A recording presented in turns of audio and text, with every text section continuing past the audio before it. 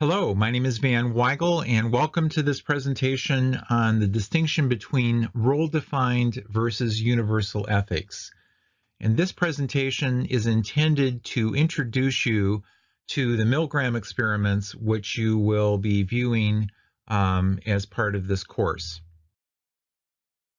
Now, I'd like to suggest that there is an important tension between obligations that are defined by our social roles and obligations that are universal to all human beings.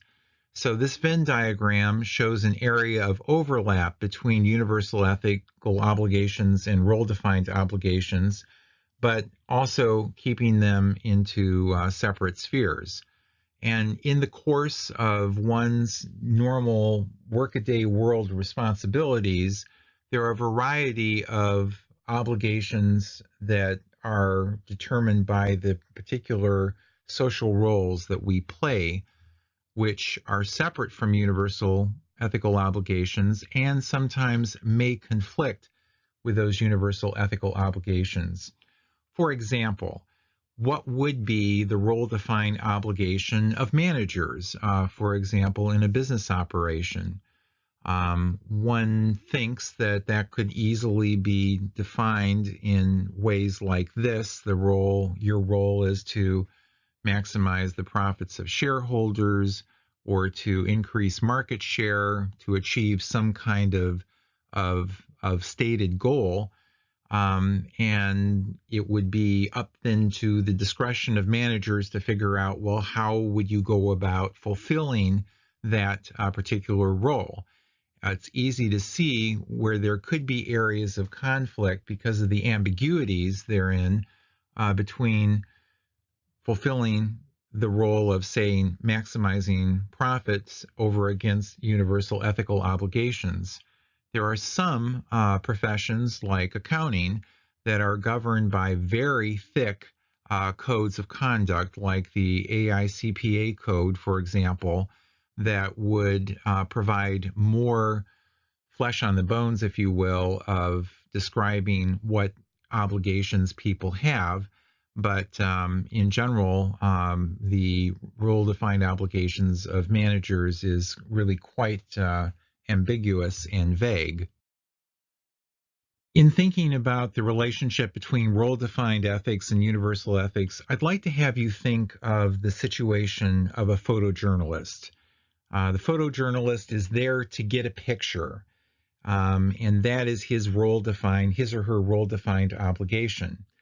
But does the process of getting the picture, does that also involve a larger human obligation that photojournalists have as human beings? This is a famous picture. It was taken during the height of the Ethiopian famine in 1994.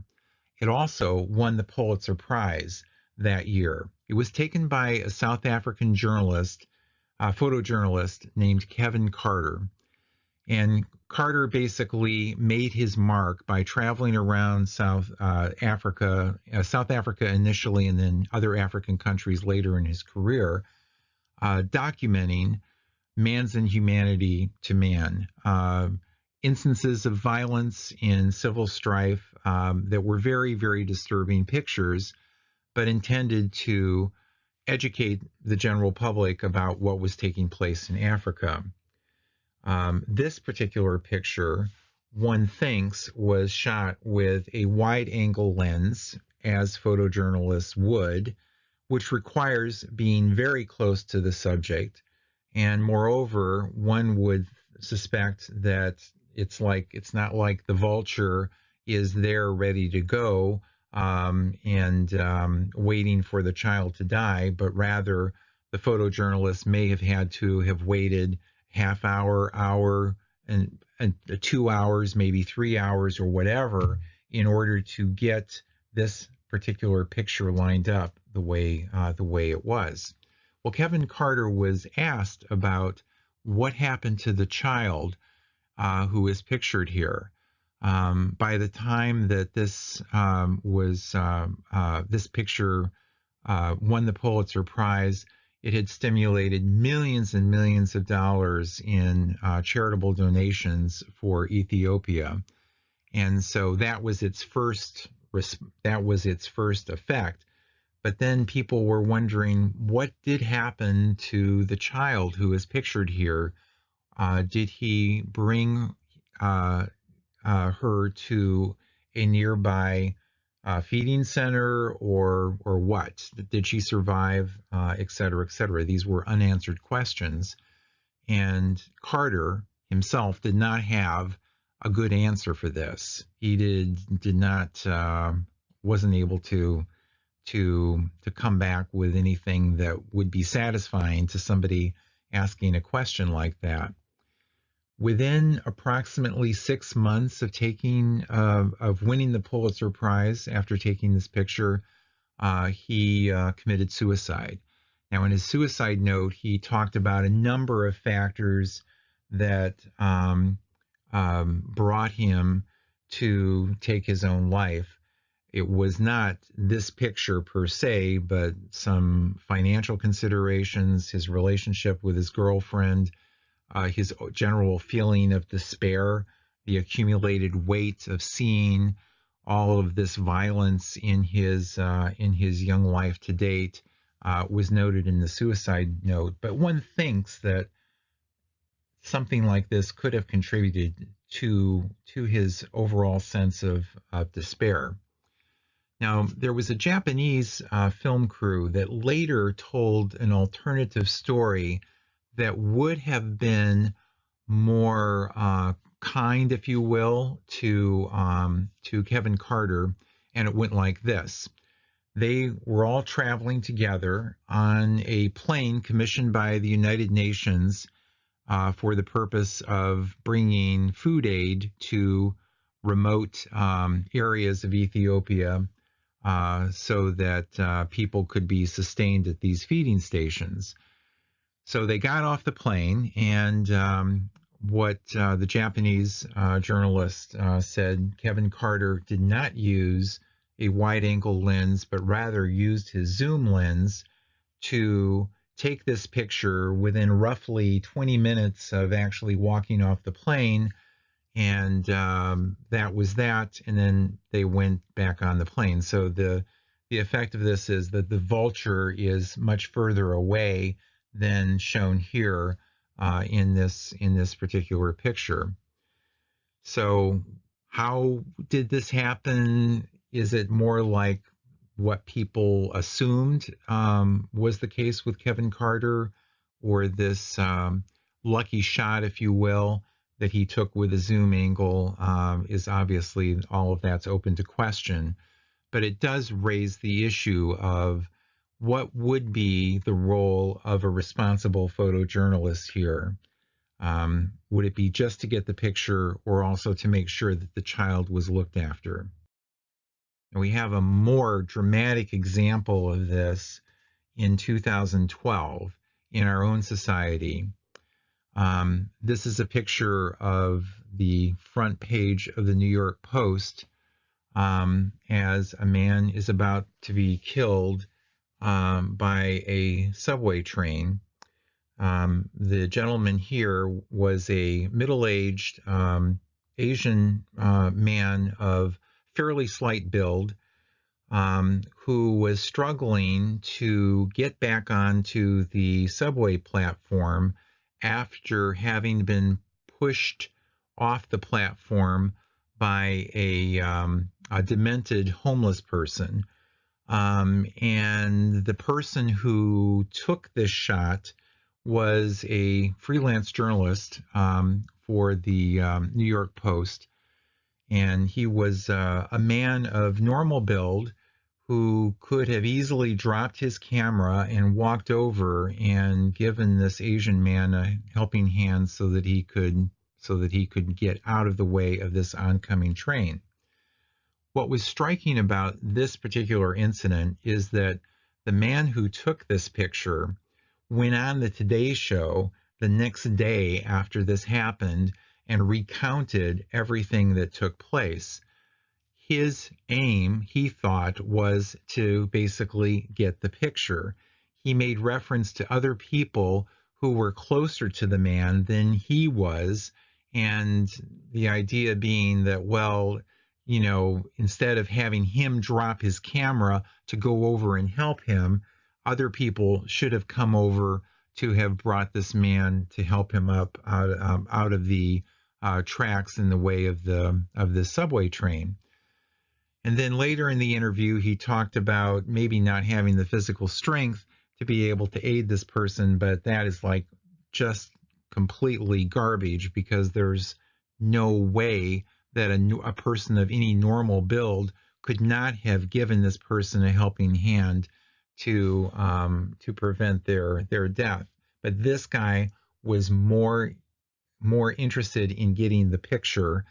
And in the height of rationalization, he added toward the end of the interview that he hoped that his flash that he had attached to his camera would alert the engineer, who has a look of horror on his face as a result of he's about ready to kill somebody. He thought that by using his flash, that would be a way to alert this engineer to the problem that was about to take place. All of these, of course, were incredibly self-serving rationalizations designed to try to justify the fact that he saw somebody killed and was more interested in getting the picture than actually giving this person a helping hand so that they would survive. Now, there's probably no more poignant example of this conflict between role-defined and universal obligations than the Milgram experiments that were conducted at Yale University in 1962. The Milgram experiments represents a case of a deeply unethical experiment that I have to say I am glad that they did, because despite the fact that this experiment would never be approved in a human subjects by a human subjects committee on any university campus in the United States or around the world, I think it is useful that he went ahead and did this so-called electric shock experiment. And you're going to have an opportunity to actually see what took place in this experiment. Milgram and his associates were concerned about a historical phenomenon that was important for them to investigate sooner than later, because otherwise people would be dying off and they wouldn't be able to actually interview the subjects that they were interested in talking with. What he was concerned about was there were everyday people who were getting up in the morning and going to work in the concentration camps during Hitler's Third Reich, to Dachau, for example, and they were basically killing people. And yet they were otherwise tender mothers and fathers coming back in the evening, praying over the dinner table, tucking their children into bed, and being kind, religious, devout people, and then getting up every morning, having breakfast, and then going off and then participating in this killing machine that was Hitler's final solution. What possessed them? What were they thinking about? Why did they do this? So in order to get at this, Milgram designed quite an ingenious experiment where he thought, let's put an ad in the paper and invite people to participate in a memory experiment by paying them $4 an hour, which would be roughly equivalent today to paying somebody $34, $35 for their time in this experiment. And the alleged purpose of the experiment was to look at the impact of electric shocks on memory recall. But the real purpose of the experiment was to see how far would ordinary people go in terms of shocking another person as being part of this experiment, because they're told to do this by the experimental authority in the room with them. So it was set up so that everyone who volunteered for this was brought into a room with a middle-aged man who happened to be an actor. He was part of the ruse, but of course the person who volunteered for the experiment did not know that. And they had a drawing where they determined who would be the teacher and who would be the learner in this experiment. Well, the drawing was rigged, so the person who was being paid $4 an hour and came to volunteer for this experiment was always the teacher. The learner was the person who was tied in with the electric shock generator, but truth be told, they weren't experiencing any shocks, but they were in the next room. So the experiment proceeds by basically the teacher repeating these words and then trying to determine whether the recall on the part of the learner was correct or not. And in the case of an incorrect answer, they would move up on the shock generator until you went up to 450 volts, and it was marked clearly XXX, extreme danger, and obviously, not something that would be helpful to the person, especially because they're protesting and screaming, I don't want to do this anymore, please stop. Well, what Milgram and his associates thought is that most people would break off fairly early, that they would not subject people to all of this pain just because the person in the white coat says, oh, you must do this, the experiment needs to go on. But what they found, to their dismay, is that people did routinely, a larger percentage than thought, routinely did go all the way up to the highest level in the shock generator.